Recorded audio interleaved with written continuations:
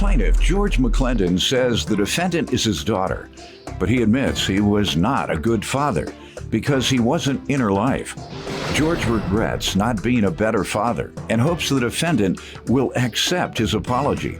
But today, he's suing her for unpaid rent. Defendant Cintisha McClendon says George left her mother when she was about 3 years old, and growing up, she rarely saw him. Cintisha claims when she was 7 years old, she saw George at a gas station and tried to talk to him, but he acted like he didn't see her. Cintisha does not feel she owes George for rent. Start with you. Yes, sir. First thing, I'm here to let her know that I love her, and I can't turn back the hands of time, but if I could, I would. I wasn't in her life, and I want to apologize to you today. Until what age? Up until recently. Okay. She's 25 now, and it was 10 so years. You wanted to apologize, you say? Yes, sir. I was not a good father to her. She never really had enough time to really become close with each other. So, like I say, I want to tell her I'm sorry. The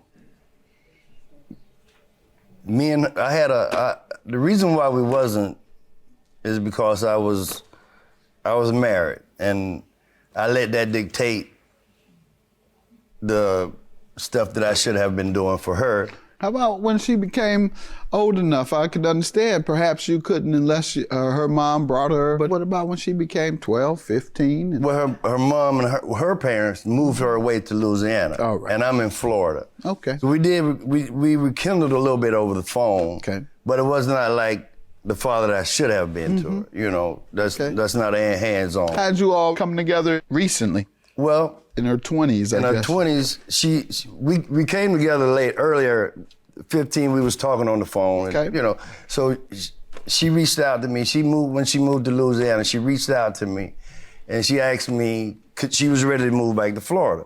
So I said, well, hey, you know, I ain't been in your life, so I gotta do something. Good. So it's not like I'm a rich man or nothing, but I can, you know, help my daughter as much as I can. She has 3 kids, and I'm proud of her. She's made a lot of accomplishments without me. You want to give me some background? Yes, sir. Pretty much long story short, this is my father, like you said. When around the time when I was 2 or 3, he left my mother, went and got married. I seen him maybe off and on up until I was like 15, 16, 2-3 times at the most. And like he said, he wasn't there. I can tell you specific times when he wasn't there, like a time when I was 7 and my mom told me to get out the car and go speak to him. We put up to a gas station and he acted like he didn't even see me after me standing there for 15, 20 minutes, okay? And then 15, 16, we would talk on the phone. He ran into my mom at her job. And after that, we talked on the phone a couple of times, and I did live in Louisiana. He was married, but he also raised his other kids as well. On top of that, her other kids as well that were not his. In the household? Didn't do anything for me. No phone calls, no birthdays. Hey, how you doing? You still alive? Anything like that. Financially, did your mother say he ever supported you? I know he was on child support. As far as if he did pay what he owes, I'm not sure about, that. I never got into, to push the issue about that. She never mentioned it? Yeah.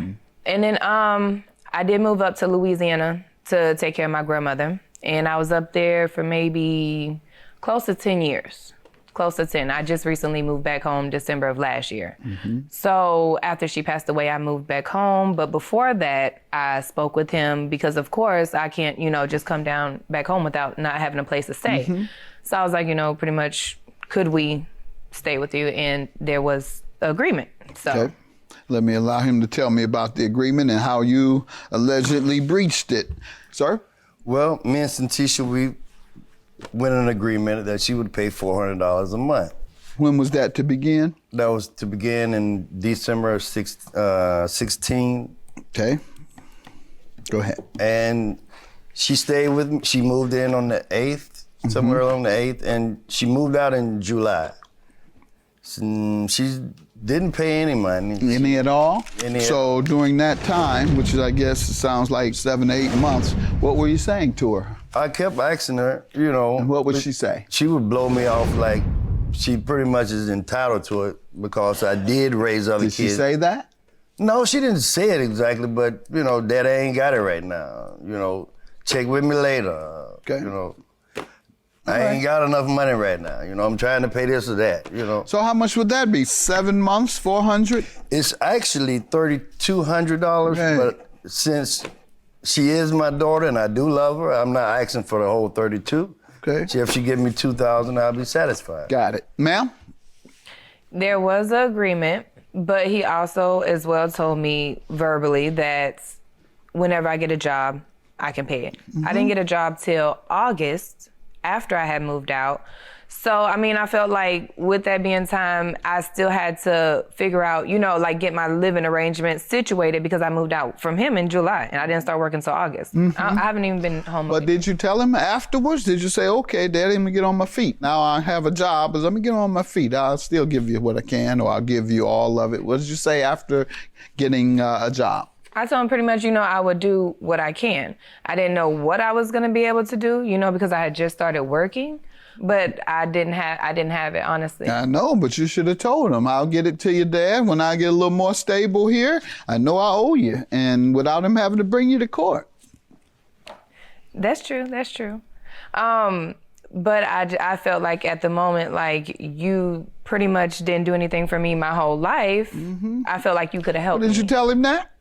Yeah, I told him. All right, and he said, I'll give you a discount then. He said, I'll knock some off.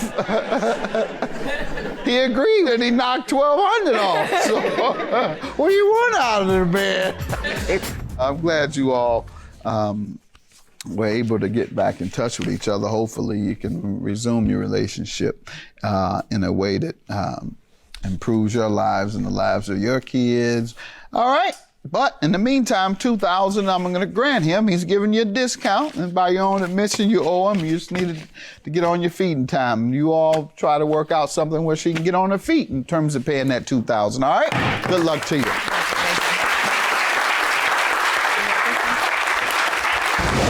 I mean, he's my father. I don't hate him. You know what I'm saying? So, I mean, we can work on it. Just put a damper in it, but he's my father. Well, like she said, I'm always be a father. I still love her. I love my grandkids, so I'm just happy to be a family again.